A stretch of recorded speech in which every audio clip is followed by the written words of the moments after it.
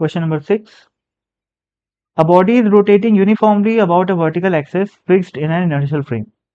तो inertial frame के respect में ये जो एक्सिस है वो फिक्स है और इसके ये जो बॉडी है वो क्या कर रही है, प्योर रोटेशन कर रही है, सॉरी यूनिफॉर्म रोटेशन कर रही है। तो कुछ ऐसा सीन है ना। आगे, the resultant force on a particle of the body not on the axis is. कोई पार्टिकल है जैसे मान लो यहाँ पर जो कि एक्सिस पे नहीं है, इसी वजह से मैंने उसको दूर बनाया हुआ है। ठीक है, तो इस पे रिजल्टेंट फोर्स कहाँ होगा भाई, हमको फिर से वही बात है, यूनिफॉर्म रोटेशन है तो इस पार्टिकल का जो मोशन होगा वो कैसा होगा, यूनिफॉर्म सर्कुलर मोशन। यानी कि इस पे जो फोर्स लगेगा वो कहाँ लगेगा, टूवर्ड द सेंटर। किसके सेंटर, ये जिस सर्कल में घूम रहा है उसके सेंटर पे, है ना, और वो ऑब्वियसली इस एक्सिस से पास होएगा। ठीक है, तो ये जो फोर्स वेक्टर है वो इस एक्सिस से ऐसे पास हो रहा है।